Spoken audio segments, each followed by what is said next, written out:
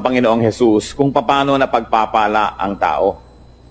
Kaya lang, dahil sa panlilinlang ni Satanas at dahil na rin sa sarili nating mga katigasan ng puso, yung mga madali at malinaw na itinuro ng Panginoon ay parang tago, nakubli, at yung dapat ay alam ng lahat ay parang naging lihim lang ng iilan na nakakaalam nun. The obvious becomes unclear, and the way to blessedness almost becomes a secret.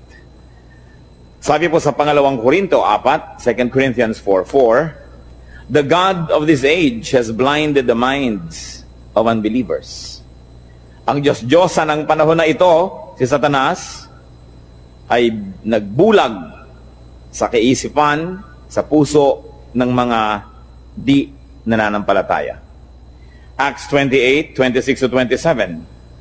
Go to these people and say, you will be ever hearing, but never understanding.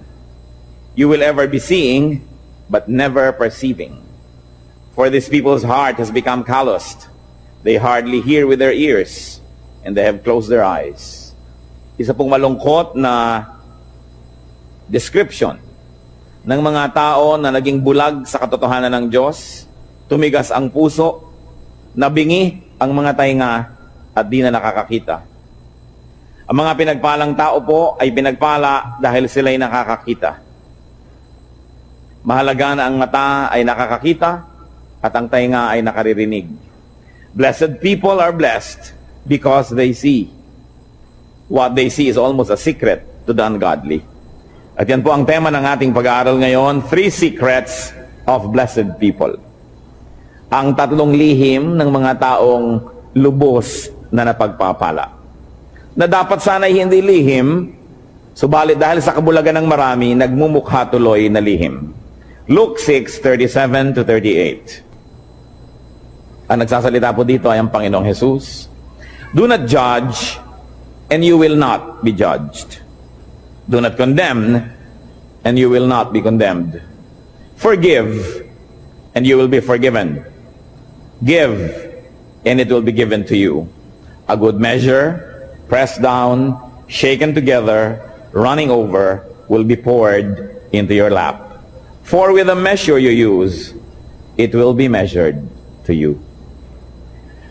Narito po at mahuhukay sa ilang mga pangungusap na ito ang pinag-uusapan nating 3 lihim ng mga taong tumatanggap ng pagpapala. Sabi ng Panginoon, huwag manghuhusga ng kapwa at nang di kayo husgahan. Magpatawad at nang kayo'y mapatawad din. Magbigay at nang kayo'y mabigyan din. At paano po ipinakita at ipinaliwanag kung paano daw tayo bibigyan kung tayo mapagbigay? A good measure, pressed down, shaken together, and running over. Siksik, liglig, umaapaw. Ang ibubuhos daw sa kandungan nung bibigyan. Paano po kandungan? Nung araw po, lalo sa Israel, pag bumibili kayo ng trigo o bumibili kayo ng mga kung ano-anong mga grains, mga butil, may mga madadayang tendero, ang galing ng pulso na pag nagsasalin sila nung mga butil na ito doon sa sukatan, kumbaga sa salop, ang galing nilang magpasama ng hangin, kaya tuloy maraming mga hangin sa pagitan ng mga trigo, konti lang pala yung laman, mukhang puno na. At mabilis nila yung isasalin sa yung sisidlan para huwag mo nang mabigyan ng oras na yung trigo na yun ay bumaba. Kasi pag tumagal, bababa yun eh. Malalaman mong may kulang pala sa sukatan. Yun daw ibibigay ng Panginoon, tama ang sukatan, tapos siniksik pa, inuga-uga, para lalo pang bumaba at madagdagan pa uli pag nagkaroon na naman ng espasyo, at umaapaw. At dahil po nung araw, ang tao, lalaki at babae, mahahaba ang mga damit. Pag may binibili kayong mga trigo, wala naman kayong dalang paper bag, wala naman kayong dalang grocery bag, hahawakan nyo ang laylayan ng mahaba nyong damit hanggang makarating sa may gitna ng inyong hita ang laylayan na yon, at para kayo ngayong may malaking bulsang hawak, doon ibubuhos yung pagpapala. Kaya sabi, it will be poured into your lap. Napakagandang makita na yung binigyan ay hindi nagreklamo, nung sukatin niya sa bahay ay hindi kulang, kundi sobra-sobra pa. At narito po yung 3 secrets of blessed people. At pwede rin nating sabihin ito na 3 steps to blessedness. Unang-una pong daan tungo sa pagpapala ng Diyos, do not judge. Huwag manghuhusga ng kapwa. Tingnan po natin sa dictionary ang ibig sabihin ng to judge. It is to form an opinion or to pass judgment on someone. So makikita po natin na yung palang lumilikha ka ng yung mga iniisip tungkol sa isang tao, yung sinasabi mo na siya ay ganito, siya ay ganon, hindi mo pa naman lubos na nauunawaan, yan ay isang uri ng judgment. Pag may nagsumbong sa iyo tungkol sa isang tao, hindi mo pa naririnig ang panig ng isinumbong, kampi ka na agad doon sa nagsumbong, isang uri ng judgment. May nabalitaan ka, hindi mo naman nalaman kung anong paliwanag ng kabilang partido, bumuo ka na agad ng pasya kung sino ang tama at mali, sino ang masama at mabuti, isang uri na naman ng judgment. Huwag daw manghuhusga. Matthew 7:1-2, ang Panginoong Jesus, sabi niya, do not judge.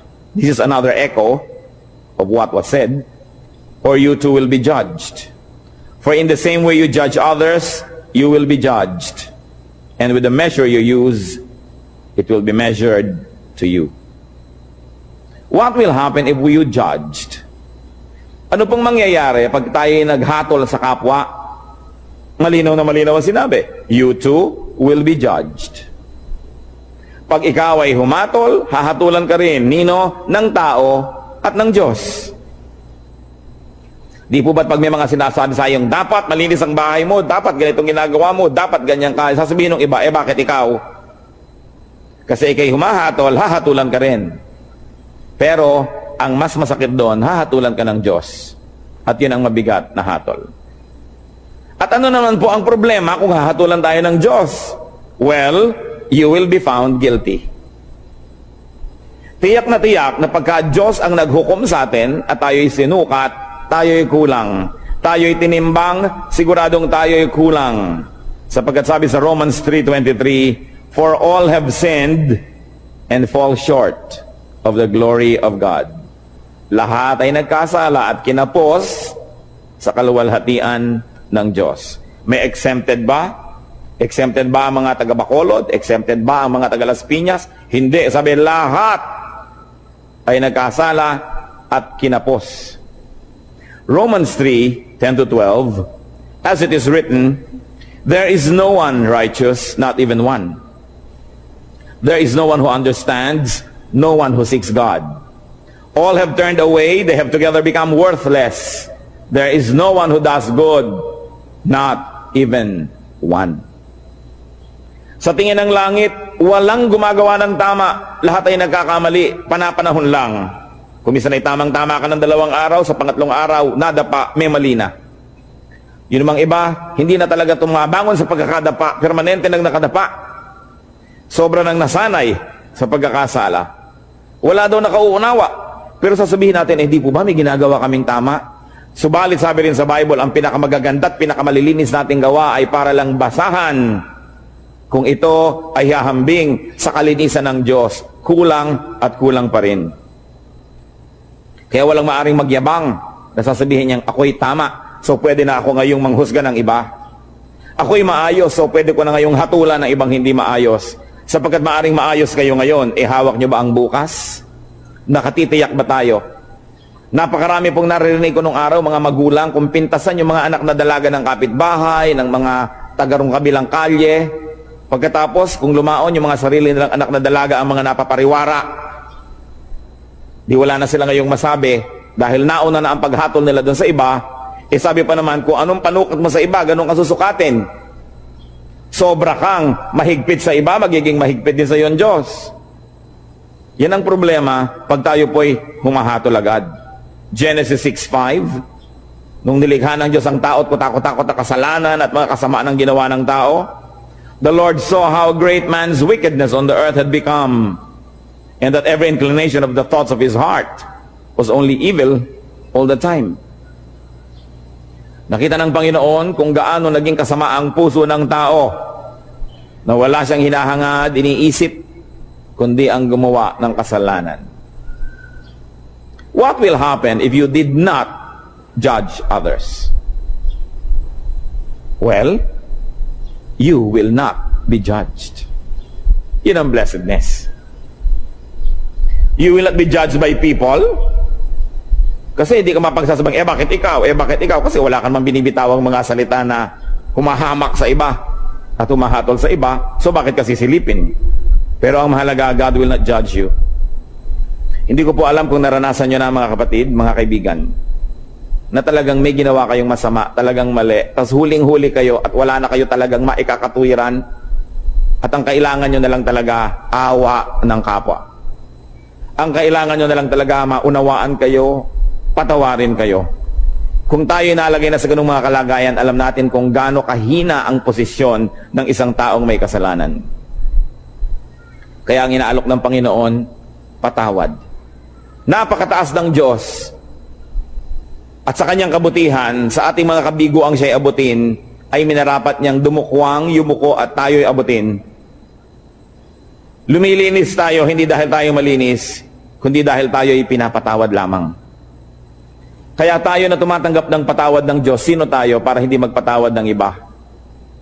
Tayo na nangangailangan ng kanyang kabutihan, sino tayo para hindi maging mabuti sa iba? Napaka-importante mga kapatid, you want to be blessed, do not judge. Pero araw-araw, gaano karami ang inyong binibitay? Gaano karami ang ating ipinapasilya elektrika, pinibigyan ng lethal injection? Gaano karami ang sinisira natin ng puri, ipinapakulong natin, sinasaktan natin dahil sa ating mga bibig? Hindi nyo pa alam kung bakit nagkagulo yung dalawang tao, may kakampihan na kayo agad. Pag may nakagalit ang inyong anak, ang inyong kapatid, ang kapatid nyo anak at anak, lagi ang mabuti at ang laging masama ibang tao. Wala pa akong nakitang magulang na yung anak niya nag-drugs, napariwara, gumawa ng mga masama, nasasabihin niya, naku, masama ang anak ko. Wala. Laging nahawa sa masasamang kaibigan. Yung mga magulang naman, nung sinasabing masamang kaibigan na yun din na sinasabi noon, ako yung anak ko na influensya lang nung kabila eh. Kailan tayo magbubukas ng mata para tanggapin ang mga kamalian, mga kahinaan natin at ng mga mahal natin sa buhay? Kampi-kampi. We judge people immediately if they cross the path of those people that we love. Kaya yang pong emosyon, madalas yan bumubulag, sumisira sa isang malinaw na pag-iisip. Nakita niyo po sa mga hukuman, bago patawan ng hukom ang isang nasa sakdal, kailangan mo nang madinig ang magkabilang panig. May saksi ang umuusig, may saksi naman ang nagtatanggol. Pareho silang bibigyan ng panahon, susuriin ang kanilang mga sinasabi. Pero tayo po ba ginagawa natin yon o napakabilis nating gumawa ng mga conclusion na mga pagpapasya tungkol sa iba nating kapwa? Remember, pwede naman kayo mag-judge, okay lang yon. Just be perfect so that you will not be judged. But as long as you have sins, as long as you have errors and weaknesses, be kind with your judgment because you will need the same kindness to be applied to you.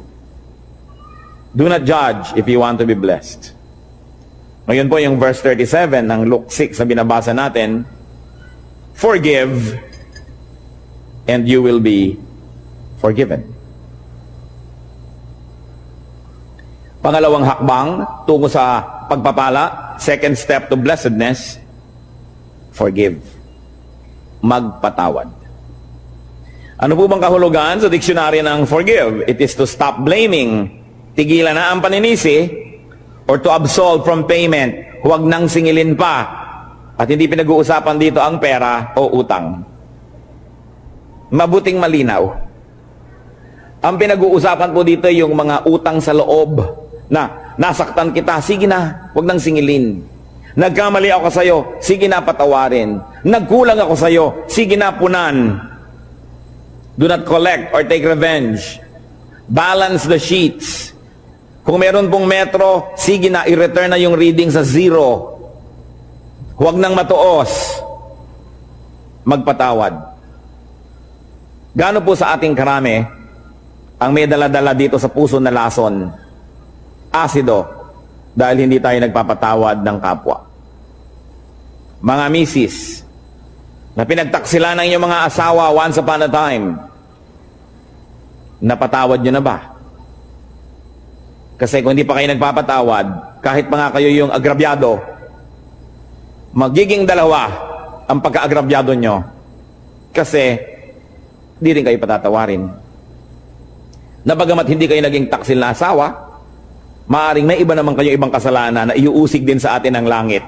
Kaya ang nagkataon ay pare-pareho lang tayong makasalanan. Iba-iba lang ang uri, anyo, hugis, kulay ng ating mga pagkakamali. Pero kung tutuusin, lahat din naman tayo ay may mga pagkakamali. At pag hindi kayo nagpatawad, kayo nagiging bilanggo ng taong kinamumuhian ninyo. Tuwing naaalala nyo siya, nawawalan kayo ng ganang kumain, nawawalan kayo ng ganang matulog, tumatamlay kayo. Pati sa pagnenegosyo nyo, nawawala kayo sa sarili, nagkakamali-mali ang sukli. Nalulugi pa rin kayo. Ipagpalagay na minsan na tayong nalugi, minsan na tayong nasaktan, minsan na tayong nahirapan. Pero habang di pa kayo nagpapatawad, patuloy pa kayong masasaktan. Kaya sa pagpapatawad, hindi lang yung taong nagkamali ang pinapalaya ninyo, kundi ang inyong mga sarili rin. Gaano karami ang dumating ngayon dito na may kinikimkim sa puso na sama ng loob, galit, nakatanim na mga hinanakit.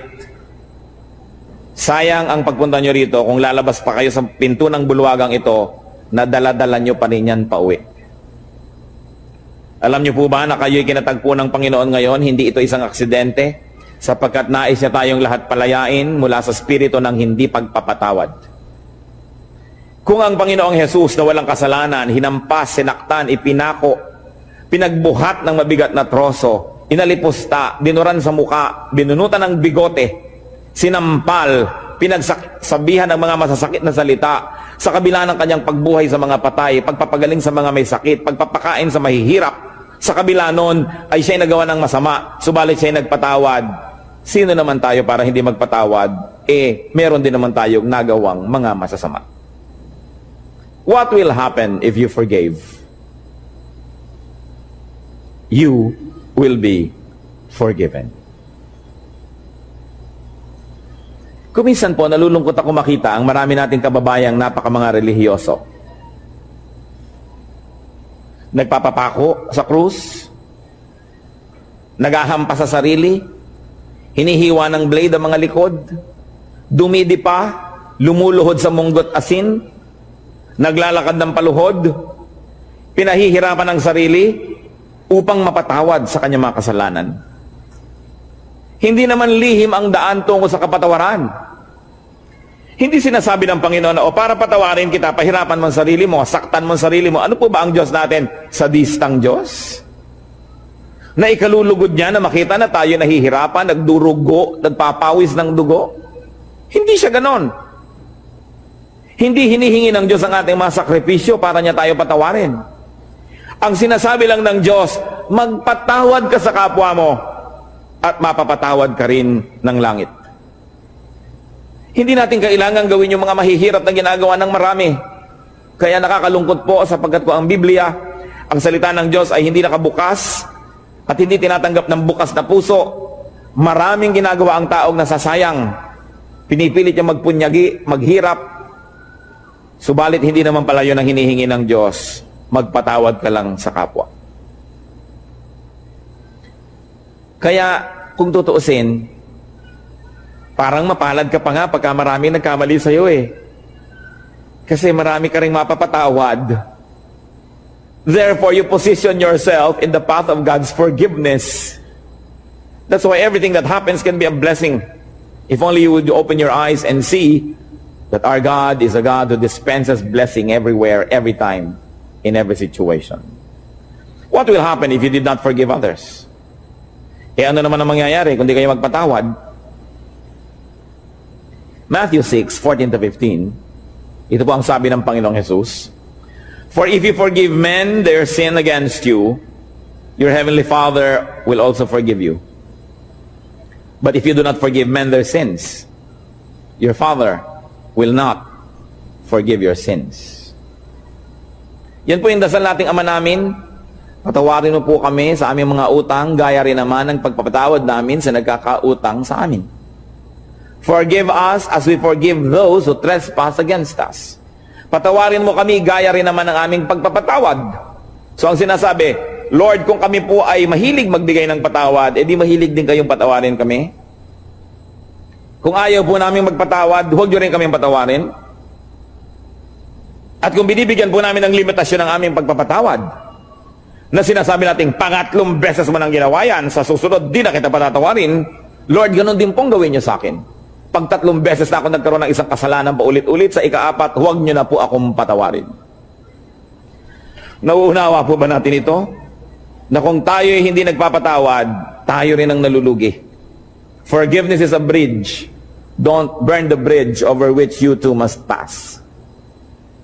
Kung minsan sa kahigpitan natin, ayaw nating may makatawid, sinunog natin ang tulay, pero yun pala, kailangan din nating tumawid, pati tayo na damay, hindi rin nakatulay. Kailangan ang pagpapatawad. Sasabihin ng iba, Pastor, napakahirap naman po yata yung magpatawad. Agree ako sa inyo. Yes, mahirap. Pero di po ba mas mahirap hindi magpatawad? Naaalala mo pa, sumasakit pa yung dibdib. Lumulungkot ka. Tumataas ang iyong blood pressure. Pagka naaalala mo ang mga gumawa sa'yo ng mali.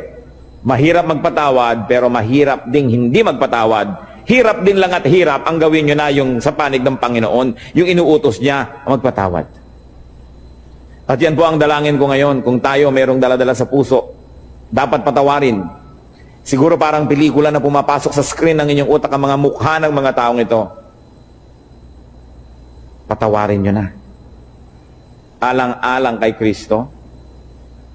At kundi man lang alang-alang sa Kanya, mga kapatid, alang-alang sa inyong sarili. Sapagkat malinaw ang sinabi ng Panginoon, ang hindi nagpapatawad ay di rin patatawarin ng Ama sa langit. Kailangan ng isang himala para yan mangyari. Kailangan ng hipo ng Espiritong Banal para tayo magkaroon ng pagpapatawad. At yan po ang hihingin natin sa Diyos ngayon. Isang makapangyarihan na hipo niya. Magkaroon ng himala sa ating puso. Magkaroon tayo ng kakayahang magpatawad. Bagamat hindi sana yun ang gusto natin. Kuminsan na yung gusto natin maghiganti. Subalit hindi yan ang paraan ng Diyos. At ang gumaganti, nagagantihan uli, magagantihan, hindi na matapos ang gantihan. So if you do not forgive, you will not be forgiven by people and by God. You will remain guilty. Therefore, you will be judged. And in the end, you will be condemned. Pangalawa pong hakbang, forgive. Pangatlong hakbang, tungo sa pagpapala, give. Napakalinaw po ng sinabi, give and it will be given to you. Magbigay ka at susuklian ka, bibigyan ka rin, at ano po, higit sa ibinigay mo ang ibibigay sa iyo. Kasi sukat na tama, sisiksikin, liligligin, aalugin at umaapaw pa ang ibibigay sa atin. Wala tayong kalugihan. So give to people. Give people your 3 T's. 3 letrang T. Time, talent, treasure. Ibigay natin yan sa tao. Lalo sa mga mahal natin sa buhay. Nagtataka naman ako sa mga tao na nag-aaway-away ang magkakapatid dahil sa kaprasong mana. Natitikis ang mga kamag-anak na may sakit, may pagdurusa, samantalang meron naman pwedeng itulong. Sabi, give. What we do to people is counted as done for and given to Christ.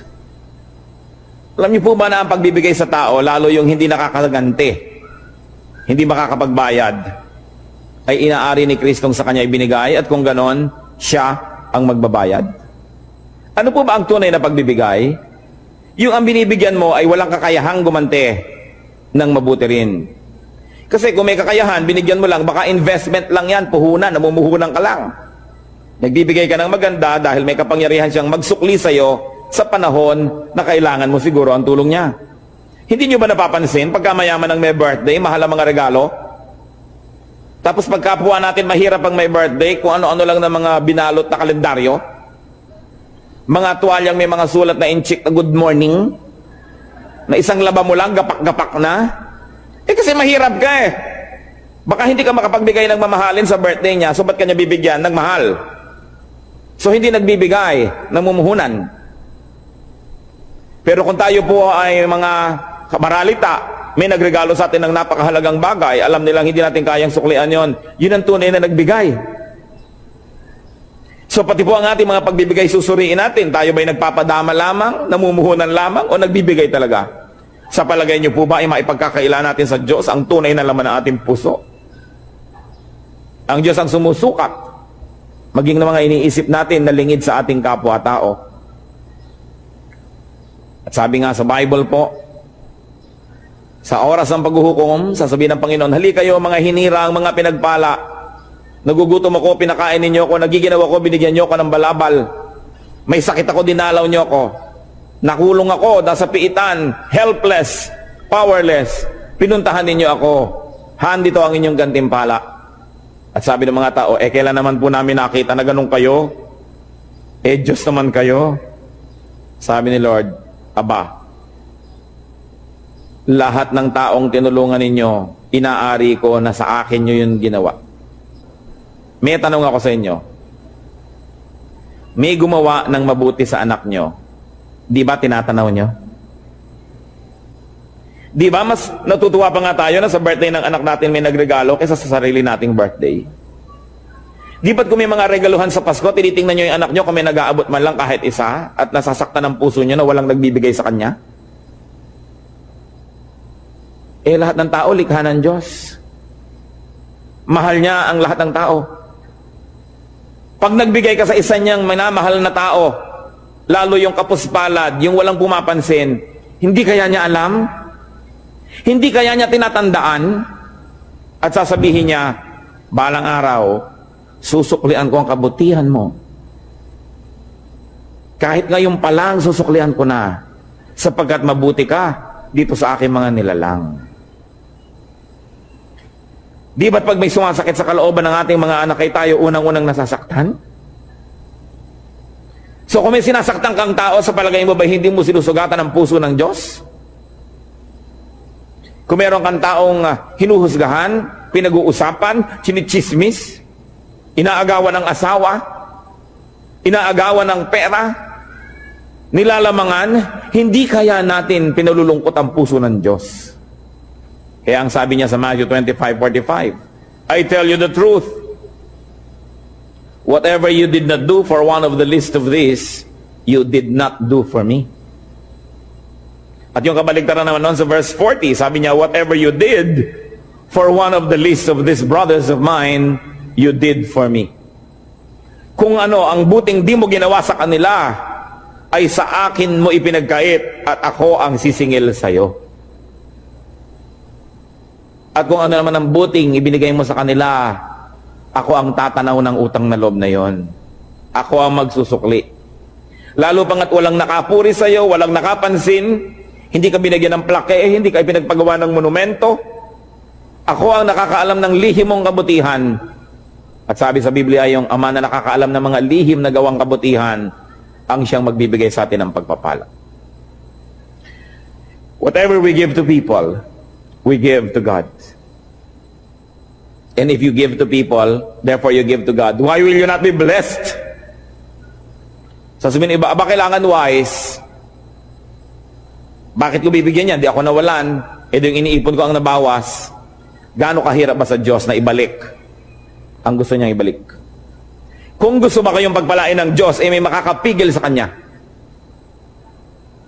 At kung ayaw kayong pagpalain ng Diyos, meron bang makakapilit sa Kanya? Kaya mahalaga po, yung kasiyahan ng Diyos ang ating inuuna. So we give to people, any people, the least of people. But we also give to Christ's workers. Whatever is given to Christ's disciples, whatever is given to Christ's workers and servants, is counted as given to Christ. Mark 9:41, sabi ng Lord, I tell you the truth. Anyone who gives you a cup of water in my name, because you belong to Christ, will certainly not lose his reward. Kausap niya po ang kanyang mga disipulo. Sabi niya, maski isang basong tubig lang ang ibigay sa inyo dahil lingkod ko kayo, hindi malilimutan ng langit yon at mayroon siyang gantimpala. Gusto nating matuwa ang Diyos, maging mapagbigay tayo sa kanyang mga lingkod. Hindi lang sa mga pastor. Kumisan nga yung mga pastor, marami nang natatanggap yan ng mga regalo.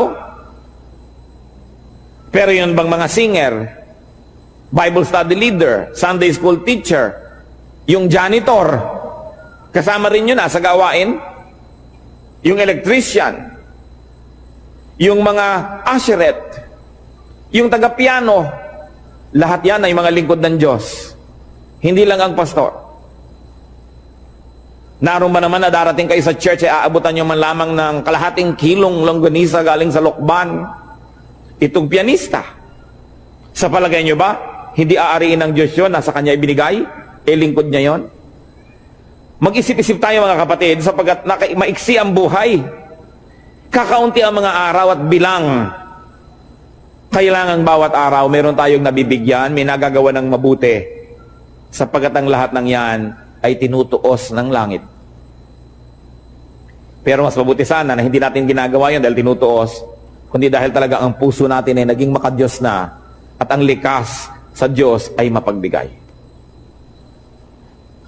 Ganon din naman ang ibinibigay natin sa church, sa gawain ng church, inaari rin yun na ibinibigay kay Kristo.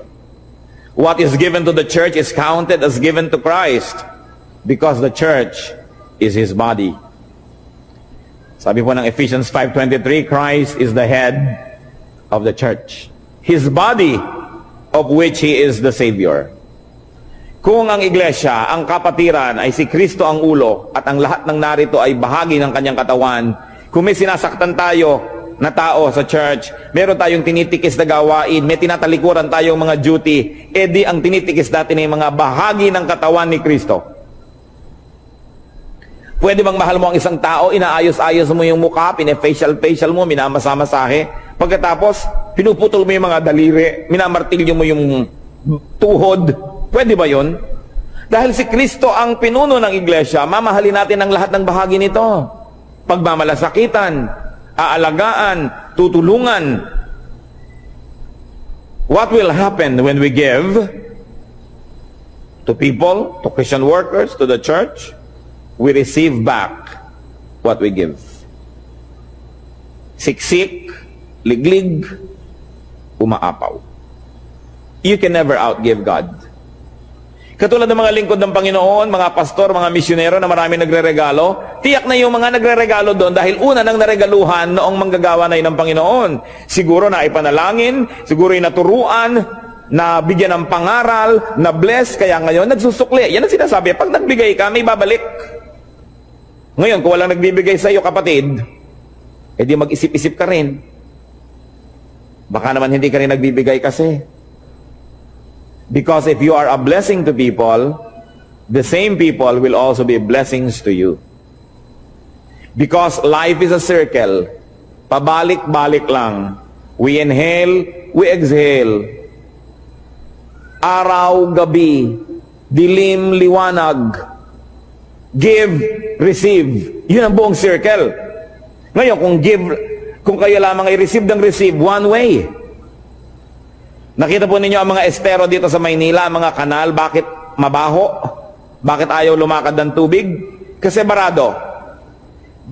Dahil ang mga ilog dito, sa dami ng bara, tanggap lang ng tanggap ng mga dumadating pang tubig, dumadating na kalat, hindi naman ibinibigay, hindi naman lumalakad, tanggap lang ng tanggap, bumabara tuloy. Ano ba ang magandang ilog? Di po ba't yung umaagos? Na narito ako, tatanggap ako, ibibigay ko. Tatanggap ako, ibibigay ko. May agos. Pag tumatanggap tayo ng pagpapala ng Diyos, meron tayong ginagamit sa sarili, may ibinibigay tayo, may agos. Pero kung sinosolo mo, ang kamay may punong-puno na ng mga luma at mga hampok at mga bilasa ng mga pagpapala, paano ka tatanggap ng bago? Kailangan kasi pag may pagpapala, ibinibigay natin sa iba, tinatanggap natin yung iba, wala ka na namang laman, bibigyan ka na naman ng Diyos. How can you inhale when you have not exhaled? So it's a matter of giving and receiving. And we receive back what we give. Kaya sabi sa Luke 6:38, give and it will be given to you. A good measure, pressed down, shaken together, and running over will be poured into your lap. At sa Luke 6:38, for with the measure you use, it will be measured to you. Kuripot po ba kayo sa kabutihan? Magiging kuripot din sa inyo ang langit. Mapagparaya ba tayo at mapagbigay? Ganon din ang tatanggapin nating atensyon mula sa langit. Because what you give is what you will receive. We will be judged and condemned just like the way we judge and condemn others. So pag-ingatan ng bibig. We will be forgiven just like the way we forgive. And we will be given just like the way we give. May tatlong bagay pong kailangan tayong mga tao. Unang-una, kalayaan mula sa judgment, mula sa paghuhukom. Kasi lahat tayo guilty. Kailangan din nating mapatawad tayo dahil tayo may kasalanan. At kailangan din nating tumanggap ng pagpapala ng Diyos. Simple, para ang lahat ng yan ay maganap. Huhusga sa kanila at yung mga dumasama dito sa mali na damay at yung nasa side ng tama na ligtas. Sa Genesis 18:23 to 26, ano po ang nangyari naman sa istorya naman nitong si Abraham? Kung ang mga taga-Israelite ay napagalitan dahil sa kanilang hindi pagsunod kay Moses, ano naman ang nangyari sa mga taga-Sodom? Ang Panginoong Diyos po ay nagkatawang tao at may kasama siyang dalawa na anghel at siya ay pupunta sa Sodom upang siyasatin ang mga kasamaang tungkol sa siyudad na ito. At naramdaman ni Abraham na merong mangyayaring hindi maganda sa Sodom at siya ay nakipag-usap sa Panginoon. Tulad din kung paano nakikipag-usap si Moses sa Diyos on behalf of many people, ganon din ang ginawa ni Abraham sa Genesis 18:23 to 26. Then Abraham approached him and said, will you sweep away the righteous with the wicked? What if there are 50 righteous people in the city? Will you really sweep it away and not spare the place for the sake of the 50 righteous people in it? Far be it from you to do such a thing, to kill the righteous with the wicked, treating the righteous and the wicked alike. Far be it from you, will not the judge of all the earth do right? The Lord said, if I find 50 righteous people in the city of Sodom, I will spare the whole place for their sake. So natiyak na po nitong si Abraham na merong mangyayaring kalamidad sa Sodom. May mga kamag-anak siya doon, may pamangkin siya doon. At marahil dahil sa kanya na rin talagang likas na kabutihang loob, siya ay nakiusap sa Diyos alang-alang sa lungsod ng Sodom. Sabi niya, kung meron pong 50 man lang na makita kayo na mabuti, paparusahan niyo pa rin ba ang buong lungsod? At sabi ng Panginoon, o bueno, kung makakita tayo ng 50, sige, hindi na natin huhusgahan at hindi na natin pauulanan ng apoy, hindi na natin wawasakin ang buong lungsod. Nakipagtawaran pa si Abraham dahil naisip niya baka walang 50 ang mabuti sa buong lungsod. So 50, tumawad, bumaba naging 40. Doon sa 40, naging 30. Yung 30, naging 20. Pero sabi, meron kayang 20 na righteous sa city? Hanggang naging 10 na lang ang tawad. So Genesis 18:32, then he said, may the Lord not be angry, but let me speak just once more. What if only 10 can be found there? He answered, for the sake of the 10, I will not destroy it. Nakita niyo po ang napakalaking pagpapala kung tayo may kasama malang na 10 banal. Ang isang buong lungsod ay hindi nawawasakin pa, pero alam niyo ang istorya, walang nakitang 10, kulang. Kaya umulan pa rin ang asupre, at apoy, at natupok ang buong lungsod na ito. But what I want to draw attention to is the fact that Abraham, because he was considered by God as a righteous man by faith, was on the side of the Sodomites, so to speak. And because of that, the Sodomites had an ally in him, and they had a great opportunity to be spared from calamity. Kaya lang, dapat siguro ang itinawad kung isang righteous na lang. Pero kulang eh. Meron pa rin pong isang parallel story. Merong isang binigay ang Panginoon na kasaysayan na yung mga mabubuting mga halaman ay tinubuan ng mga masasama na damo sa paligid. At nung makita yon ng mga lingkod nung may-ari ng bukid, sa Matthew 13:28-29, the servants asked him, "Do you want us to go and pull them up?" Meaning the weeds. "No," he answered, "because while you are pulling the weeds, you may root up the wheat with them." So, sabi na ng mga hardinero, bubunutin na po ba namin ang mga masasamang damo? Sabi ng Panginoon, huwag.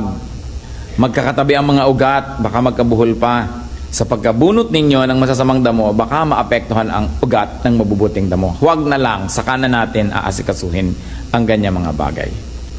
Well, it pays to be righteous. It also pays to be among the righteous. Very especially on the side of those who are righteous.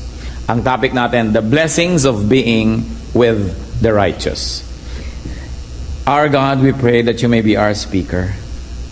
Sa amin pong tinunghayan ng mga examples, mga masasamang damong di nabunot dahil may katabing mabuting halaman. Mga taga-Sodom na sana'y di man lamang sila na parusahan kung meron man lang silang kasamang mga banal at matuwid. Ituro mo po sa amin, Panginoon, ngayon ang puso ng mensahe. Nais namin po kayo ang mangusap, turuan niyo po kami, makinig kami na inyong salita.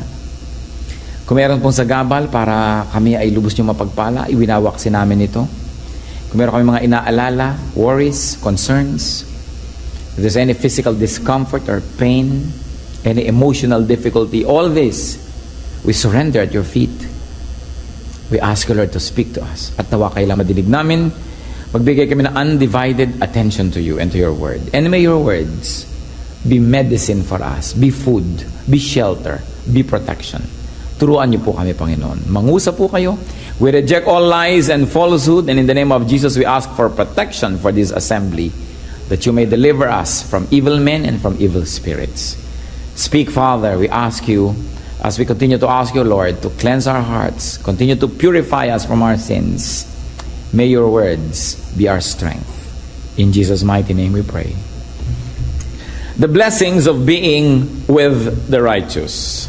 Ano nga bang pagpapala kung kasama natin, kabarkada natin, kasalamuhan natin ay mga matuwid? Unang-una, being exposed to life-giving wisdom. Receiving precious wisdom. Siyempre, pagka ang mga kasama mo ay matuwid, ang nadidinig mo sa kanila ay matuwid, makatuwiran, banal, makapangyarihan, you benefit. Proverbs 10:11, the mouth of the righteous is a fountain of life, but violence overwhelms the mouth of the wicked. Pag nagsasalita ang mga righteous people, buhay ang lumalabas sa kanilang bibig. Ikinabubuhay natin. Pag nakain natin ang kanilang salita, lumalakas tayo, nagiging tama, nagiging maliwanag ang pag-iisip, nagiging matuwid ang ating landas. Subalit, pag ang ating kinakasalamuha at pinapakinggan na may masasama, nagiging daw tayo ring mga mapupusok. Violence overwhelms the mouth of the wicked. Therefore, those who listen to the wicked will become violent.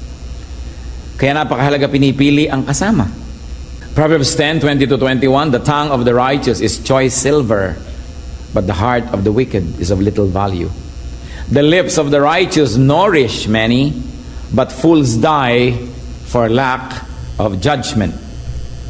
So mahalagang mahalaga, matanggap natin yung blessing na yon, mga kapatid. Sino bang mga kasama nyo lagi? Sino ang ating mga kausap? Sino ang mga textmates natin? Sino ang mga kausap natin sa telepono? Sino ang mga kasulatan natin ng email? Sino ang lagi nating pinapakinggan? We must be blessed by being with the righteous. Yun lamang may matuwid na taong nandyan, napakalaking pagpapala na sapagkat siya dahil matuwid, pwedeng daanan ng pagpapala ng Diyos patungo sa atin. Another blessing of being with the righteous is being blessed as a group or with a group. Tulad ng halimbawa, dapat nangyari sa Sodom, kung meron man lang 10 matuwid, mabebless na yung buong lungsod. Katulad na lamang ng masasamang damo, sapagkat ang kasalamuhan nila, mabubuting damo, hindi tuloy sila binunot agad. Napagpala na rin sila. At kung pinapakain yung mabubuting halaman, napapakain na rin sila. Pag nadidilig ang mabubuting halaman, sila man ay nabibigyan na rin ng tubig. Napaka Raming pagpapala kung tayo'y nakikigrupo sa mga mabubuti. Proverbs 3:33, the Lord's curse is on the house of the wicked, but He blesses the home of the righteous. Ano daw ang nando sa buong sambahayan ng mga masasama? Sumpa. Isipin ninyo na kahit medyo mabuti-buti kayo, kung yung kasama nyo sa bahay puro mga masasama, edi yung sumpa sa kanila, nadamay na rin kayo. Pero, He blesses the home of the righteous. So, lalo't kung kayo yung head of the family and you are righteous, what will happen to people who belong to your family and to your household? Pati sila na be-bless. Nakikita ninyo, pati mga tauhan, mga katulong, mga empleyado sa bahay ng isang taong pinagpapala ng Diyos, mas masarap ang kinakain nun kesa doon sa mga ibang member ng family na ang head ay hindi pinagpapala ng Diyos, gutom ang inaabot nila. Pero kung ikaw ay napasama sa isang taong matuwid at pinagpapala ng Diyos, kaya ikaw ay anak, kaya ikaw ay empleyado, kaya ikaw ay nandun sa kanyang kinukupkop, pati ikaw na ba-bless. Kaya kung tayo po ay nasa piling ng isang pinagpala, nasa piling tayo ng isang taong matuwid, nasa piling tayo ng mga taong alam natin pinagpapala ng Diyos, yun pa lang, blessing na. Napakasarap na kasalamuhan natin ang mga kinalulugdan ng Diyos. Kung sakasakaling naka-schedule na pa ng lumaglag ang eroplanong ito dahil may sumakay na kinalulugdan ng Diyos, makakarating pa muna to sa airport. Ngayon, kung bumaba na yung kinakalugdan, lilipad pa ulit, kasama ka pa, abay, nanganganib ka na nun. The blessing of being with the righteous. For the sake of the righteous, God does many wonderful things. Ganon na lang ang pabor niya na ibinibigay. Proverbs 11:10, when the righteous prosper, the city rejoices. When the wicked perish, there are shouts of joy. So, pati buong lungsod natutuwa kung merong mga mabubuting tao doon na sila ay umaasenso, nagkakaroon sila ng mga kabuhayan kasi ang lahat nabibiyayaan. Kanino ibibigay ng Diyos ang pagpapala? Ay doon sa righteous, doon sa mapagbigay, doon sa mapag-share. Kasi marami nagkakaroon. Proverbs 12:7, wicked men are overthrown and are no more, but the house of the righteous stands firm. Yan ang concern po ng maraming mga magulang, mga ama, mga ina, isad mga ate at kuya. Gusto natin mabigyan ng security ang ating mga anak, ang ating mga nakababatang mga kapatid, ang mga taong nasasakupan natin. But what better thing is there to do in providing security for your loved ones than in being righteous? Because when you are righteous, the Lord blesses your house. The Lord blesses your household. You want security for your family? There's one thing you should do. Be righteous. Sa pagkakamali ng iba, sa kagustuhan nila na mabigyan ng financial security, kuminsan ang kanilang mga anak, ang kanilang asawa, pamilya, they become corrupt. Nagnanakaw sila sa kanilang mga kumpanya, nagnanakaw sila sa kanilang mga kapwa-tao, nagnanakaw sila sa gobyerno, kung sila taga-gobyerno, kung gusto nila na bigyan ng higit sa kanilang kayang kitain ng kanilang mga anak. Pero ano ang ipinapamana nila? Kahihiyan. Insecurity dahil baka ka mabisto. Ang ibinibigay mo ay galit ng iba. At kung makalusot man sa tao, hindi makakalusot sa Diyos. Kaya ang sabi, sumpa ang naghihintay sa lahat ng members ng isang household na wicked yung kanyang leader.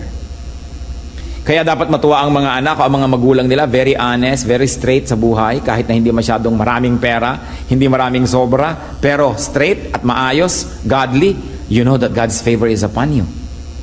Kasi kahit marami tayong kitain, kung napaka-pangit ng kalagayan natin sa harap ng Diyos, ang dali-daling bawiin nyo ng Diyos, isang pagkakasakit mo lang, kulang pa, may utang ka pa. Kahit marami kang nadilihensya sa maling paraan. Pero kung gusto kang pagpalain ng Diyos, kahit maliit lamang iyong kinikita, nakita nyo yung 2 isda at 5 pirasong tinapay, na maraming napakain, dahil pinagpala ng Diyos. So yung konti nating kabuhayan, napagkakasya, sumasobra pa kung pinagpapala ka ng Diyos. Pero kung hindi, kahit ang dami mong pera, kulang at kulang pa rin. At kumisan kahit ang damit, hindi naman kulang, pero ang kulang naman yung kaligayahan mo. Nagtataka ka, nabibili mo gusto mong bilhin, nagagawa mo gusto mong gawin, napupuntahan mo gusto mong puntahan, pero merong kulang sa iyong puso. May kulang pa rin. Because unless the Lord blesses what you do, it will never give you what you are looking for. So the best thing is to be righteous. Proverbs 20 verse 7, the righteous man leads a blameless life. Blessed are his children after him. Nakita niyo ang pinakamagandang pamana sa ating mga anak? Yung isang buhay na malinis, isang buhay na matuwid. Sapagkat ang pagpapala nakakarating hanggang doon sa mga susunod pa na mga generation. It's a great blessing to be with a righteous person. Especially if that righteous person is in your family, in your company, in your neighborhood, in your church. Yun ang kailangan natin sa ating bansa eh. Many righteous people. Alam nyo kung anong many sa ating country? Many religious people. Pero righteous ba? That is what we need as a nation. Righteousness. Not religion. Tayo na ang pinaka-relihiyosong bansa sa buong daigdig. Pero anong bunga ng relihiyon? Puro mga balat kayo, pakitang tao, pero hindi mo makita sa gawa. Kaya tayo naliligid ng corruption, naliligid tayo ng hirap, ng pagdurusa, because people are not righteous. Kaya nang dapat nating balikan. If we are only surrounded by righteous people, this country will be much, much better. But you know, we also have ourselves to blame. Kung hindi man tayo ang gumagawa ng kasalanan at karumihan, pinapayagan naman natin kasi. So, sangkot din tayo dyan. Kasali din tayo kung bakit maraming unrighteousness. But remember, it's a great blessing to be righteous and to be surrounded by righteous people. What is another blessing of being with the righteous? Having a powerful helper in prayer. An advocate, a petitioner. Proverbs 15:29, the Lord is far from the wicked, but, church read, He hears the prayer of the righteous. Sino po ang makapangyarihang tao sa mundo? Yung bang ang lalaki ng mga muscle? May kapangyarihan din yon. Yung maraming barel, mayroon din kapangyarihan yon. Pero ang tunay na makapangyarihang tao sa mundo, yung matuwid. Bakit? Pag nananalangin siya, dinidinig siya ng Diyos. At pag dinidinig ka ng Diyos, ang laking kapangyarihan yon. So mabuti yung buhay na mapayapa, tahimik, malinis. Malayo daw ang Diyos sa mga masasama. Kaya huwag na huwag tayo kahit kailan na kung minsan ay natetempt mainggit sa gumagawa ng mali. Mabuti pa yung mga kasamahan ko, nagnakaw, sila ay ngayon ay maraming pera. Mabuti pa yung mga classmates ko nung araw, gumawa sila ng hindi maganda ngayon. Pag nakikita kami sa reunion, silang may magagandang kotse, ako wala. Hindi kinakainggitan kahit kailan ang gumawa ng masama. Dahil sabi ng Bible, the Lord is far from the wicked. Maybe material things can come near to them because yun nga ang pandaya sa kanila ng Satanas. Pero kahit may material things ka, kung hindi mo naman yun na-enjoy sa kalooban ng iyong puso, meron kang guilt at ikay natatakot, may humahanap sa'yo, may naghahabol sa'yo, o kung talagang namanhid ka na sa lahat ng yon, ay baliwala na sa'yo at natutunan mo ng matuwa ka sa mga mali, pero haharap ka pa rin sa Diyos at kawawa ka pa rin sa wakas. Hindi natin dapat kakainggitan kahit kailan yung, nag-cheat, pumasa tuloy sa test. Nang agaw sa mga mana ng kapatid, tuloy mas marami siyang naipamanat sa kanyang mga anak, yung mga pamangkin niya, walang-wala. Yung mga nandaya sa negosyo, dinaya ang kanyang kapartner, dinaya ang mga kliyente, nagkapera, ng 1, 2, 3, tumakbo, nag-abroad, natakbuhan na lahat ang dinaya. Sa palagay niyo ba dapat kainggitan yon? No, because the Lord is far from the wicked. But He hears the prayer of the righteous. Ang isang tao, pag nagpapakabuti siya at ang buhay niya ay mabuti, ang totoo nun, nagpapalakas siya ng talagang supernatural strength because he is on God's side. Akala ng mga iba, pagka nasiyahan na sila sa mga panandalian nilang kailangan, immediate needs, immediate pleasures, blessed na sila. Pero laging malaki ang bayad ng mga bagay na yon. What is another blessing of being with the righteous? It is having a standard. Meron tayong sukatan. Meron tayong guro, may konsyensya, may tinig. Meron tayong pamantayan kung tayo naliligaw o hindi, naliliko ba tayo o hindi, tayo ba'y tama o mali. Kaya pati si Moses, nung matagal siyang kasama ng Diyos at kausap, pati ang mukha niya nagliwanag. At nung pumanaog siya sa kanyang camp from the mountain, natakot ang mga tao dahil nagliliwanag ang mukha niya. Exodus 34 verse 30. When Aaron and all the Israelites saw Moses, his face was radiant, and they were afraid to come near him. Alam niyo, pag nagliliwanag ang isang tao, natatakot yung mga hindi nagliliwanag dahil ibig nila sabihin, ba, malapit yata ito sa Diyos, may ibang nangyayari sa Kanya. At tayo man, mga kapatid, pag maliwanag ang buhay natin, malapit tayo sa Diyos, matuwid ang ating mga pamamaraan, Yung mga hindi ganong katuwid, yung hindi ganong kaliwanag, ilag sa atin. Ilag. Yung mga naglalasingan, pagkakaharap mo, hindi mo na lumalagok. Kumisa nga, yung makakasalubong mo, pasuray-suray na lasing, tumutuwid ang lakad dahil alam yung matinukan tao. Diba? Pero kung alam niya ikaw isang babaeng babastusin, lalo siya nagiging lasing, bigla kang yayakapin. Yung mga naninigarilyo lang eh. Bigla mo lang makitang naninigarilyo at humarap sa pastor kung pwedeng lunukin yung buong sigarilyo niya. Ayaw ipakita. Kasi yung tao na kinoconsider natin na matuwid o siguro mas matuwid kesa sa atin, naiilang tayo sa ganong presensya. At mabuti yon. Kasi naaalala natin na meron tayo dapat ma-achieve sa buhay. Na ba't ba tayo naiilang? Ano bang kulang sa atin? Di dapat pagsikapan nating maging tuwid din. Dahil pare-pareho lang naman lahat ng taong pinapatawad lang ng Diyos. At pare-pareho lang lahat ng tao na tumitindig lang dahil pinagpapala ng Diyos. So maganda na merong standard. Pero kung ang kasama mo mas masama pa kesa sa'yo, nagmumukha tuloy na pati mga kasamaan mo kabutihan na rin. So you begin to have an artificial sense of feeling good, of being contented.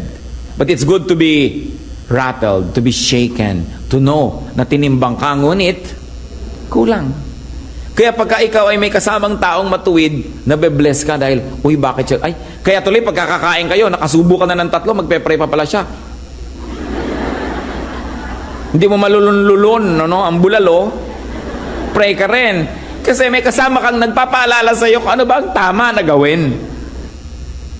So, imbes na layuan natin, iwasan natin yung mga mas matutuwid para lang tayo maging at ease, sikapin nating hanapin sila, sumama tayo, kahit hindi tayo lubos na at ease. Dahil pag tayo ay naging napalapit na ng napalapit sa level ng kanilang mga katuwiran at kabanalan, magiging at ease na rin tayo. It's good to be reminded. So natakot sila Aaron kay Moses dahil lumiliwanag ang kanyang itsura. Ano pa po ang blessing na may kasama mga righteous? Being grounded, being corrected. Isa sa mga pinakamagagandang blessing yung merong nagtutuwid sa atin. Ituwid mo ang isang taong matuwid. Yung matuwid-tuwid siya, konti lang ang liko. Ituwid mo yung matuwid, tuwang-tuwa yun, nagpapasalamat sa'yo. Ituwid mo yung liko at nagagalit sa'yo. Ituwid mo ang matalino, thank you po, ang sasabihin. Ituwid mo yung talagang hindi matalino, magkakalit sa'yo. Ia-attack ka, ikikriticize ka. Kaya alam nyo, madaling malaman kung matalino ang isang tao eh. Pag siya'y pinupuna, itinutuwid, nagpapasalamat. Kumusta po kayo? Kumusta ang ating katalinuhan? Pag ba sinabi sa'yo ng asawang antabang naman ng sinigang, di ikaw magsigang? Anong tawag doon? Hindi matalino. Kasi yung matalino, thank you for reminding me. Hayaan mo, dadagdagan natin ng patis next time. Pag sinabing, alam mo, medyo magulo yata ang buhok mo, ay, thank you ha. Sige, magsusuklay ako sa bandero. Hindi yung, ikaw ang buhok mo, mas magulo pa. Alam mo, hindi matalino yung taong yon. Tanungin nyo ang katabi nyo kung matalino siya. Nagagalit ka ba pag pinupuna? Be corrected. A righteous person rebukes a brother or a sister whenever needed. That's why it is a great blessing if there's a righteous person around. Kung ang lagi nating kasama, oo ng oo, sang-ayon ng sang-ayon, payag ng payag, kahit mali na ang ginagawa natin, hindi blessing yon, sumpa yon. Kasi hindi tayo na itutuwid. 2 Timothy 4:2, preach the word. Be prepared in season and out of season. Correct, rebuke, and encourage with great patience and careful instruction. So ang bilin ni Paul kay Timothy, rebuke people if needed. It is our duty. Isa pong malaking kayamanan kung may nagtutuwid sa atin. Marami mga tao nalilihis sila ng landas. Lalo't sobra na silang mayaman, makapangyarihan o sikat. Alam nyo kung bakit sila biglang nagse-self-destruct? Because nobody corrects them anymore. And they do not accept rebuke and correction anymore. Then they begin to self-destruct. Kaya mahalaga rin yung may mga old friends ka, bago ka naging superstar, bago ka naging president o governor, bago ka naging kung ano, may mga old friends ka that you maintain your friendship who can tell you, alam mo yung ginawa mo na yan, isang malaking kabaliwan.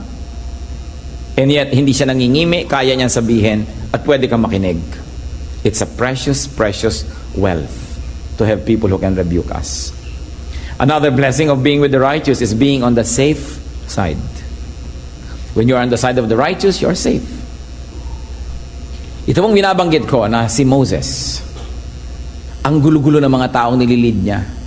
Wala naman siyang gusto kundi ikabubuti ng mga tao. Lagi na lang nagre-reklamo ang mga tao. At hindi sila nauubusan ng mga leader na nagtatanim ng discontentment sa puso ng mga tao at laging gusto ay magrebelyon. Finally, may nangyari sa mga taong rebellious na ito. Ang pangalan ng leader nila si Korah.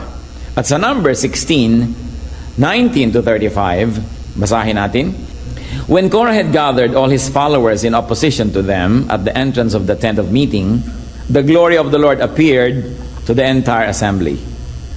The Lord said to Moses and Aaron, "Separate yourselves from this assembly so I can put an end to them at once." But Moses and Aaron fell face down and cried out, "O God, God of the spirits of all mankind, will you be angry with the entire assembly with only one man sins?" Then the Lord said to Moses, "Say to the assembly, move away from the tents of Korah, Dathan and Abiram." Moses got up and went to Dathan and Abiram, and the elders of Israel followed him. He warned the assembly, "Move back from the tents of these wicked men. Do not touch anything belonging to them, or you will be swept away because of all their sins." So they moved away from the tents of Korah, Dathan and Abiram. Dathan and Abiram had come out and were standing with their wives, children, and little ones at the entrances to their tents. Then Moses said, "This is how you will know that the Lord has sent me to do all these things, and that it was not my idea. If these men die a natural death and experience only what usually happens to men, then the Lord has not sent me. But if the Lord brings about something totally new, and that earth opens its mouth and swallows them with everything that belongs to them, and they go down alive into the grave, then you will know that these men have treated the Lord with contempt." As soon as he finished saying all this, the ground under them split apart, and the earth opened its mouth and swallowed them, with their households and all Korah's men and all their possessions. They went down alive into the grave with everything they owned. The earth closed over them, and they perished and were gone from the community. At their cries, all the Israelites around them fled, shouting, "The earth is going to swallow us too." And fire came out from the Lord and consumed the 250 men who were offering the incense. You see this great lesson. Merong lideran, nagtatayo ng rebellion against Moses. May mga sumusunod naman at may dalawang sumunod sa kanyang minor leaders. Anong sabi ng Panginoon? Ihiwalay ang mga yan at nang matapos na ang usapin na ito. At sabi ni Moses, huwag kayong lalapit sa kanilang kampo. At yung buong kampo nila, naglabasan sa kanilang tent, itong mga leader, pati mga asawa, mga mumunting anak, lahat ng kanilang mga alagang mga hayop, ang kanyang mga ari-arian, ang lahat ng mga tagasunod. Anong ginawa? Bumuka ang lupa at nilulun silang lahat ng buhay at sumarang muli. Alam nyo, nakarinig ako ng mga kwento ng mga gerilya nung araw na naglilibing sila ng buhay ng mga makapili. Inililibing nila sa pampang ng ilog yung mga makapili buhay. Yun daw natabunan mo na gumagalaw pa yung lupa dahil sumisikap silang huminga, gumagalaw pa sila dahil mga buhay. Tapos unti-unting humihina yung galaw ng lupa hanggang wala na. At walang duda na ganoon din ang nangyari dito sa istorya na ito. Nilulun ng lupa ang mga tao, buhay, kasama ang mga anak, mga katulong, lahat ng ari-arian, sapagkat kung ikaw nasa panig ng masama, nadadamay ka. Hindi ba ngayon din ganun? Subukan mong napakasama ng ugali ng iyong magulang at marami kang mamama ng kaaway. Kung yung magulang mo mahilig makipag-away sa kanya mga hipag, mga kapitbahay, ikaw din kaaway ka ng mga anak ng mga kaaway niya. Hindi na matapos-tapos, generation to generation. Subukan mo na palaaway ang tatay mo pag nalalasing, hinahamon ng babag pati tren. Siguradong ikaw ay masusugatan, kaaawat, pati ikaw mamaya mapapaaway ka na rin. Talagang nagkakadamay-damay pag nando ka sa panig ng masama. Kaya yung mga iba nagpunta lang sa bahay ng isang kaibigan, nag-raid bigla doon ng mga may kapangyarihan, meron palang drug and pot session nangyayari doon. Nadamay siya kahit Nanghihirap lang siyang notebook. Kasi nandun siya sa maling lugar, kasama siya ng mga paparusahan. Kaya, do not be on the side of the wicked. Huwag kayo nakikikampi, nakikibarkada, sumasama dahil maraming nadadamay. And of course, another blessing of being with the righteous is receiving light and salt, receiving life and flavor in life. Dahil siya'y pinagpala, alam niyo po yung osmosis, the movement of liquid from a place of higher concentration to a place of lower concentration. Lagi nang gagano, kaya yung napkin, ilagay mo sa basa, nababasa yung napkin. Kasi low concentration ang wetness doon, lilipat sa kanya. Pero ganun din, ang kabutihan, lumilipat din yan. Pag lagi kang kasama ng matuwid, lumilipat din sa iyo ang kabutihan niya. Pero pag lagi kang kasama ng mga liko at masasama, lumilipat din sa iyo ang kasamaan niya. Pati mga punto, pati accent, lumilipat lahat yan. Kaya kailangan maingat tayo kung kanino nakikisalamuha.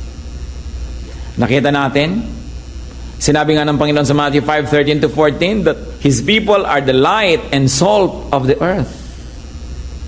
So kung ang laging kasama mo, light, di may light, nakikita mo yung dapat mong iwasan, hindi ka nahuhulog, hindi ka natatapilok. Pero kung kasama mo, darkness, pagdapa niya, kasama ka. Pagkakasama mo yung salt, alam niyo po ang gamit ng salt, pag may nabubulok, nilalagyan ng salt, so natitigil ang pagkabulok. O kaya walang lasa, nilalagyan ng salt, nagkakalasa. So kung ang buhay mo, halos mabulok-bulok ka na, ang kasama mo, salt of the earth, anak ng Diyos, matuwid na tao, nahahawahan ka ng kanyang kabutihan, nasasabihan ka ng mga magagandang salita, mamaya tumitigil lang yung pagkabulok. At kung walang kalasa-lasa ang buhay mo, walang kakwenta-kwenta ang kasalamuha mo, mga anak ng Diyos, mga matutuwid, pinagpapala ng Diyos through them, ikaw din nabe-bless, nagkakaroon ka rin ng gana sa buhay, nagkakaroon ka ng tapang, nagkakaroon ka ng lakas ng loob. It is good to be surrounded by godly people. Ano po ang tinutumbok ng usapan natin mula pa kanina? Sino ba ang hinahabol ng tao? Naghahabol ng artista. Naghahabol ng mga manganganta. Naghahabol ng mga mayayaman. Naghahabol ng mga magaganda, mga sexy, mga gwapo. Yan ang hinahabol ng mundo. Nakita nyo, nagkakandara pa ang mga tao, nagkatapak-tapak na sa lahat sa paghabol sa artista. May nakita na ba kayong mga tao naghahabol sa mga banal? Wala. Diba? Sino yan? Uy, may dalang Bible. Ako, lumayo-layo na tayo dito. Baka tayo makapagalitan yan. No? Nagkakagulo ang mga tao sa pagpunta sa mga kung ano-anong walang kwentang concert. Mabuti nga, natutuwa ako dito. Pinipilahan ang salita ng Diyos eh. No? Pumipila ang mga tao para manalangin, para mag-worship. Pero hindi laging ganyan. Kadalasan ang pinipilahan yung mga walang kwenta, mga horror movies, magbabayad ka para matakot. Magbabayad ka, pinipilahan, nakita nyo yung mga sasakyan na ipaghahampasan ng katawan mo sa lahat ng dako, nagkahalo-halo ng mga sipon mo't suka mo't lahat-lahat, nagbayad ka ha? Para mangyari sa yon sa mga kung ano-anong mga sasakyan pagka may mga holiday. Nagbayad ka ng kaya mahal-mahal, pagbaba mo, nado ka pa rin. Wala ka namang narating. Pero pinipilahan. Pero sabihin mo, halika, mag-usap tayo tungkol sa Diyos. Naku, kukunti ang may gana dyan. Pero ang dapat nating hanapin, mga kapatid, dapat makahanap tayo ng mga taong matuwid. Kumisan hindi sila sikat, madalas nga hindi eh. Yung makahanap ka ng taong pag bumubuka ang kanyang bibig, maka-Diyos, tama ang sinasabi. Itinutuwid ka kung kailangan ka ituwid, hindi laging kumakampi sa'yo, hindi ka kinukonsinti sa mali. Makahanap ka ng tao na may karunungan, payapa ang buhay, hindi nandadaya, hindi nagsisinungaling, hindi gumagawa ng masama. Pag nakakita kayo noon, yun ang habulin nyo. Yun ang ating ibigin na makasama, makadaupang palad, makasalamuha, kasi ang pagpapala ng Diyos ay nandun at hindi mahirap tumalon patungo sa atin. But people always look for the rich, the famous, the powerful. Bakit maraming mga magulang pinipilit pag-aralin sa mga mahal na school ang kanilang mga anak? Para maibarkada sa mga anak mayaman din. Para maisama doon at maisabay. Sabi, para may pagdating ng araw, magaganda ang mga connection mo. Marami bang mga magulang na nag-iisip, alin kayang paaralan ng pinaka-godly ang turo? Yung matuturuan ng anak ko ng godliness, ng tunay na karakter, at doon ko siya i-enroll. Meron bang ganun mga magulang na naghahanap ng ganyang bagay? Kaya marami mga naliligaw. Sa kagustuhan natin kung minsan mag-social climb, pinipilit nating abutin ang hindi natin kayang abutin. Pinipilit nating bumarkada sa hindi naman dapat nating binabarkada. Kaya kuminsan naliligaw tayo ng landas. Sa pag-glorify na lang sa mga artista, sa mga sikat, sa mga athletes. Well, these things are not evil by themselves. Pero mamimili naman tayo ng hahangaan. Mamimili tayo ng titingnan, ng susundan, at ng gagayahin. Wise people will strive to be near and to be with and to be on the side of the righteous. Yun ang mga tunay na wise. Kaya hindi lagi kang naa-attract doon sa pinaka-attractive. Kumisan parang gamo-gamo kang lumalapit lang sa apoy, nasusunog ka lang pag masyado ka lang napadikit. 1 Peter 3:12, for the eyes of the Lord are on the righteous, and His ears are attentive to their prayer. But the face of the Lord is against those who do evil. So it is important to look for righteous people. Kayo po ba, masasabi nyo na meron kayong kaibigan, meron kayong taong malapit sa inyo na masasabi nyong matuwid? At siya ang gusto nating lapitan, kausapin, maka-impluwensya sa atin. Yan ang napakahalaga. Pag yung mga anak natin may kasakasamang mga eskwela sa bahay, ka-eskwela nila o may pupuntahan sila mga kaibigan, ano bang gustong-gusto natin? Ang mga sikat, ang mga magulang, ang mga kaibigan ng ating mga anak? O sinasabi natin, ano ba magulang niyan? Baka Diyos ba sila? Righteous ba? Without being self-righteous, we can search for people who are righteous. Because through them, the Lord can work in us. Sikapin natin, mga kapatid, na meron tayong righteous people in our circle of friends, in our social circle. And honor them. At tayo man, sikapin din natin, for the sake of those who are with us, we should strive to be righteous. Mga ama, for the sake of your children, for them to be blessed by the Lord, even after you have gone, be righteous. Yun ang magandang pamana sa mga anak, a life of righteousness. Mga magulang, ganun ba tayo sa ating mga anak? And of course, the best is to strive to go near the righteous one. Kung gusto nating lumapit doon sa righteous people, lalo na sa the righteous one, the Lord Himself. Proverbs 21:12, the righteous one takes note of the house of the wicked and brings the wicked to ruin. Ano po mga wickedness ang ginagawa natin na actually ginagawa natin for the sake of our loved ones? Tigilan natin yan because the Word of God tells us very clearly that that is not the way to do good to our loved ones. Doing bad to do good to our loved ones is not the way. That God's way done for our loved ones is the way that will last. Meron po ba tayong mga pandaraya na ginagawa para lang mas maging secure? Kalimutan natin ang mga bagay na ito. Security is in righteousness. Meron ba tayong a part of our lives that are unrighteous? It's time to really think about them. Bakit po dapat natin binabalikan ito? Kasi pwede tayong malibang. Nagpupunta tayo sa church, nagsiserve tayo, nagdo-donate tayo, marami tayong ginagawa, pero possible na meron pa rin tayong iniingatan ng mga unrighteous acts, unrighteous habits and attitudes in our lives. And the Lord likes them uprooted so that we can be righteous like Him. Kasi po, any act of unrighteousness, barayan para dumaan ang blessing patungo sa ating buhay. Kaya ayaw ng Panginoon na nandyan yan. Tayo ba blessing to our household, to our companies, to our workplace, to our community, to our church, to our nation? Lalong-lalo sa ating bayan. Hanap-hanap tayo ng righteousness everywhere, pero tayo ba righteous? Pag mahuhuli ka ba ng pulis sa takot mo ng maabalay, maglalagay ka na rin, tapos gusto mo righteousness? Gusto mo naman mag-shortcut ng mga pamamaraan, maglalagay ka na lang, di tinotolerate natin ang lahat ng mga unrighteous acts sa mga tao.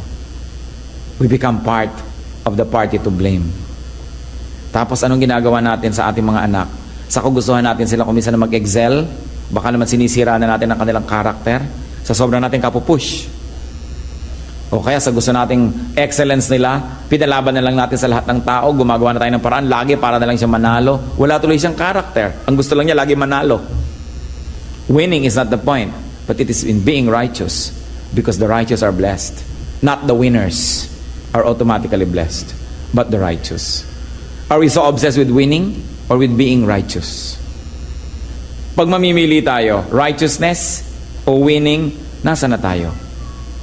At kung meron tayong tao na gusto nating makasalamuha, makasama, makausap ng 2 oras, sinong gusto niyong makausap? Isang very, very righteous person o si Tom Cruise? Hindi ko naman sinasabing hindi siya righteous, malay ko ba? Di ba? Pero immediately ba, yung star, yung sikat? Ganun ba? Are we going to think like the rest of the world thinks? Bakit pa sinabi na, we are the children of light, we are the salt of the earth, we are God's children? Mahalaga maibang ating mga